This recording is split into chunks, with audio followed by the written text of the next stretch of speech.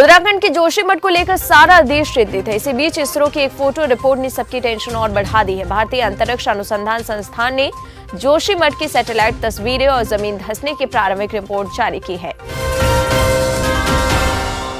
इस रिपोर्ट से पता चलता है कि ये पूरा शहर डूब सकता है। इसरो के हैदराबाद स्थित नेशनल रिमोट सेंसिंग सेंटर ने जोशीमठ के डूबते क्षेत्रों की सैटेलाइट तस्वीरें जारी की हैं।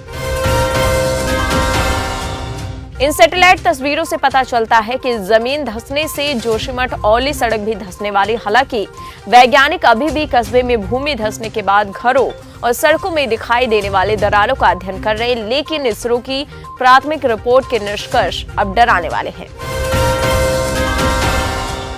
उधर बिहार के शिक्षा मंत्री चंद्रशेखर सिंह ने अपने आधिकारिक ट्विटर हैंडल से सवाल किया फिर से कि राम शबरी के झूठे बैर खाकर सामाजिक ताने बाने को मजबूत करते हैं। अब आप बताइए और सोचिए, इतने उदारवादी और समाजवादी राम अचानक से रामचरितमानस में आकर शूद्रों को ढोलक की तरह पीट कर साधने की बात क्यों करने लगते हैं? सवाल तो करना बनता है ना। इसी बीच चंद्रशेखर सिंह के बयान पर अभी सियासी घमासानी मचा हुआ है कि कांग्रेस नेता उदित राज ने अपने आधिकारिक ट्विटर हैंडल से सवाल किया कि ढोल गवाह शूद्र पशु नारी सकल तायना के अधिकारी ये रामचरितमानस का ही अंश है ना, किसी और का तो नहीं। बिहार के पूर्व उप मुख्यमंत्री और राज्यसभा सांसद सुशील कुमार मोदी ने कहा कि जगन्नाथ सिंह और बिहार शिक्षा मंत्री चंद्रशेखर प्रसाद के बयान ने आरजेडी को हिंदू विरोधी साबित कर दिया है। सुशील कुमार मोदी ने मुख्यमंत्री नीतीश कुमार से आरजेडी कोटे से शिक्षा मंत्री बने चंद्रशेखर प्रसाद को फौरन बर्खास्त करने की मांग की है। राहुल गांधी ने हरियाणा में भारत जोड़ो यात्रा के दौरान कहा कि उन्होंने राहुल गांधी को मार डाला और उन्हें अपनी छवि की परवाह नहीं। अब इस बात पर ओवैसी ने राहुल पर निशाना साधा। ओवैसी ने कहा कि अगर राहुल मर गए हैं तो यात्रा में जो घूम रहा है वो जिन्न है क्या? नवनीत राणा ने अब कहा है कि देवेंद्र फडणवीस को ही मुख्यमंत्री मानती है। नवनीत राणा के इस बयान पर सोशल मीडिया यूजर्स महाराष्ट्र के मुख्यमंत्री शिंदे का नाम लेते हुए कई तरह के कमेंट कर रहे हैं। परिवर्तन निदेशालय ने कथित कोयला लेवी से जुड़े धन शोधन के मामले में आईएएस अधिकारी के परिसर सहित छत्तीसगढ़ में कई स्थानों पर छापेमारी की। भगोड़े हीरा कारोबारी मेहुल चौकसी के बारे में खबर है कि वो भारत प्रत्यर्पित होने से बचने के लिए एंटीगुआ के बड़े अधिकारियों को रिश्वत देने की कोशिश कर रहा है। आर्थिक अपराध जांचकर्ता केनेथ रिजोग ने बड़ा दावा करते हुए कहा है कि चौकसी एंटीगुआ के अधिकारियों को डॉलर में करोड़ों रुपए की रिश्वत दे रहा है ताकि वो उसके भारत प्रत्यर्पण को टाल सके। एनआईए की ओर से राजस्थान में 9 स्थानों पर छापेमारी कार्रवाई की गई। जयपुर और कोटा में 4 जगहों पर एक्शन लिया गया। वहीं सवाई माधोपुर जिले में एक जगह छापेमारी की गई। इन कार्रवाई के दौरान टीम ने आपत्तिजनक पोस्टर और दस्तावेज बरामद किए हैं। इस बैंक के सीईओ को सुप्रीम कोर्ट से राहत नहीं मिली। आपको बता दें, ट्रायल शुरू करने का आदेश है। छत्तीसगढ़ में महासमुंद के पूर्व एमएलए व बीज निगम के अध्यक्ष अग्नि चंद्राकर के घर पर ईडी की रेड हुई है। सुकेश चंद्रशेखर ने एलजी को फिर से एक पत्र लिखा है कि केजरीवाल और जैन पर लगाया है मानसिक प्रताड़ना का आरोप। तमिलनाडु बीजेपी के अध्यक्ष अन्नामलाई को खतरा है, जिसके चलते गृह मंत्रालय ने उन्हें जेड श्रेणी की सुरक्षा प्रदान की। श्री त्र्यंबकेश्वर ज्योतिर्लिंग मंदिर सुबह 7 बजे से श्रद्धालुओं के दर्शन के लिए खोला जाएगा। बिहार की राजधानी पटना से सटे मसौड़ी के पुनपुन में प्रेम पासवान हत्याकांड में परिजनों से मिलने चिराग पासवान पहुंचे। उन्होंने परिवार से मुलाकात की और नीतीश कुमार पर जमकर हमला बोला। पासवान ने आगे कहा कि नीतीश कुमार चिराग पासवान को दबाना चाहते हैं और नहीं दबा पाए तो समाज के लिए जो काम करने वाले पासवान हैं उन पर हमला हो रहा है। चुनाव के समय में दलितों से जो वादा किया था उसे पूरा नहीं कर रहे। शिवानंद तिवारी ने भी अब रामायण पर टिप्पणी की और कहा कि डॉक्टर लोहिया लिखते हैं कि रामायण में बहुत सारा कूड़ा करकट भी है और हीरा मोती भी है। कूड़ा करकट बुहारने के चक्कर में हीरा मोती भी नहीं बुहार देना चाहिए और हीरा मोती खाने के चक्कर में कूड़ा करकट नहीं खा लेना चाहिए। मंत्री चंद्रशेखर के रामचरितमानस पर दिए गए विवादित बयान पर कटाक्ष करते हुए अनिल विज ने कहा कि ये देश राम का है, जो नहीं राम का वो नहीं किसी काम का। इंदौर में चली 2 दिवसीय ग्लोबल इन्वेस्टर समिट में लगभग 15.5 लाख करोड़ के निवेश के प्रस्ताव आए। इन उद्योगों के जरिए लगभग 29 लाख लोगों को रोजगार मिलेगा। वहीं मुख्यमंत्री शिवराज सिंह चौहान ने कहा है कि निवेश के माध्यम से मध्य प्रदेश के विकास को निर्णायक गति प्रदान की जाएगी। प्रदेश में निवेश करने वाले उद्योगपतियों की एक पाई भी व्यर्थ नहीं जाने देंगे। केंद्रीय नागरिक उड्डयन मंत्री ज्योतिरादित्य सिंधिया ने घोषणा की है कि अप्रैल में एयर इंडिया द्वारा इंदौर से शारजाह के लिए हफ्ते में 3 बार उड़ान का संचालन शुरू किया जाएगा।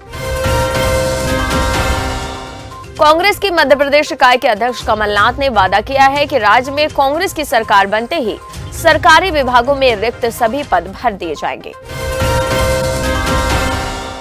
उधर माता वैष्णो देवी दरबार में सीजन की पहली बर्फबारी हुई। आपको बता दें, श्रद्धालु इस बर्फबारी को देखकर बेहद ज्यादा उत्साहित दिख रहे हैं। वहीं श्रद्धालुओं का कहना है कि हम इसी उम्मीद से आए थे कि शायद हमें वैष्णो देवी में बर्फबारी देखने को मिलेगी।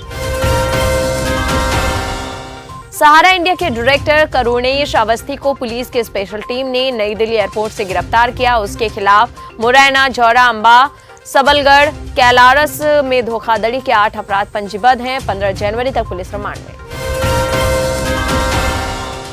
राखी सावंत ने मुस्लिम धर्म के आदिल से शादी कर ली। शादी के बाद राखी सावंत ने अपना नाम बदलकर फातिमा कर लिया है। सोशल मीडिया पर राखी सावंत की शादी की तस्वीरें खूब वायरल हो रही हैं।